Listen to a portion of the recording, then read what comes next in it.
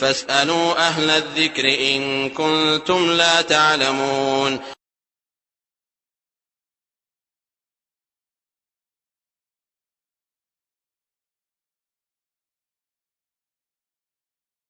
ওয়ালাইকুম আসসালাম ওয়া রাহমাতুল্লাহি ওয়া বারাকাতুহু।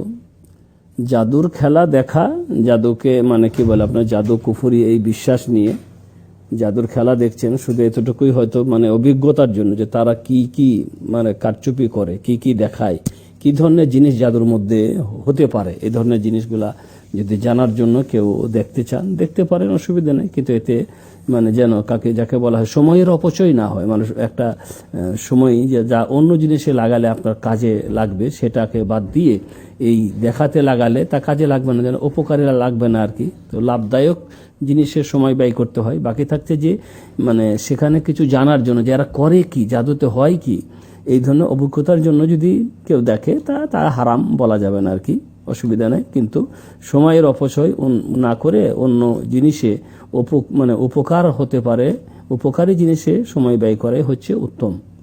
ওয়ালাইকুম আসসালাম রহমতুল্লাহ বারাকাতুহু। এক ভাই প্রশ্ন করেছে যে জুমার নামাজে যদি আমি শেষ বৈঠকে গিয়ে শামিল হয় তাহলে কি জুমার নামাজ পেয়ে গেলাম নাকি জোহর পড়তে হবে?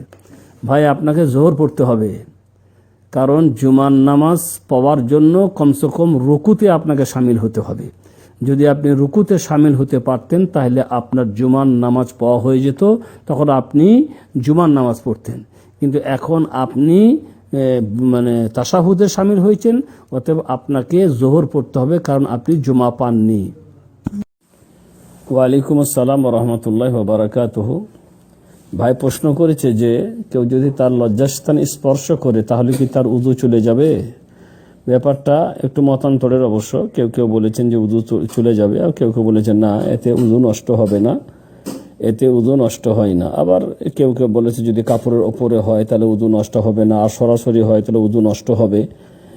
এই বিভিন্ন ব্যাপার আছে আর কি। তা এই ব্যাপারে চূড়ান্ত কোনো সিদ্ধান্তও সাব্যস্ত করে বলতে পারবো না যে এটা করলে ভালো হয় বা এটা হবে আর কি।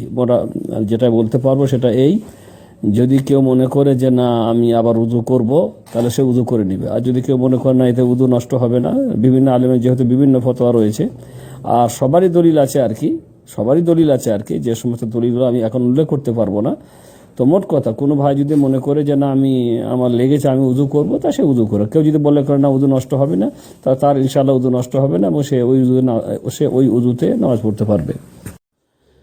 ওয়ালাইকুম আসসালাম রহমতুল্লাহি ওয়া বারাকাতুহু। এক ভাই প্রশ্ন করেছে যে জামাতের নামাজ পড়ার সময় কোনো ভাই যদি সাজদার মধ্যে রুকুর দোয়াটা পড়ে ফেলে, মানে রুকুতে পড়তে হয় মনে করলেন সুবহানা রাব্বিয়াল আযীম কিংবা সুবহুন কুদ্দুস রাব্বুল মালাইকাতি ওয়ার রূহ, আর সিজদাই হচ্ছে সুবহানা রাব্বিয়াল আ'লা। অবশ্য আরো অনেক দোয়া আছে। এখন উল্টো পাল্টা হয়ে গেল, মানে রুকুতে সাজদার দোয়া পড়ে ফেললো কিংবা সাজদাই রুকুর দোয়া ফিরে ফেললো। এখন পরে সে তো জামাতে ইমামের সাথে আছে, সে তো আর কিছু করতে পারছে না, তাহলে তার কি কিছু নামাজের ক্ষতি হবে? যে না, কিচ্ছু হবে না, এতে কোনো সমস্যা নেই। আপনি যদি রুকুতে সাজদার দেওয়া সাজদাতে রুকুর দেওয়া বলে ফেলেন, এতে কোনো সমস্যা নাই ইনশাআল্লাহ তাআলা, এতে কিচ্ছু হবে না। আপনি তো জিকির করেছেন, অতএব এই উল্টো পাল্টাতে কোনো কিছু এসে যাবে না আল্লাহর রহমতে ইনশাআল্লাহ তাআলা।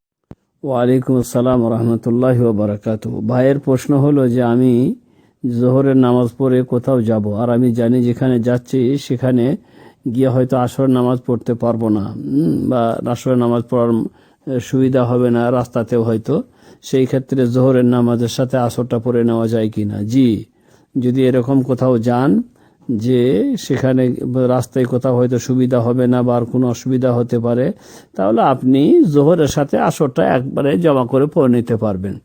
জোহরের সাথে পরিণত হবে, কিন্তু এমন নয় যে আপনি জোহরের সাথে পড়লেন না, তারপরে আপনি মোটামুটি আরো জোহরের নামাজ আদায় করে কিছুক্ষণ পরে যখন যাবেন তখন মনে করলেন যে এবারে আসরটা পড়ে নি। না, জোহরের সাথেই আপনাকে আসরটা পড়ে নিতে হবে।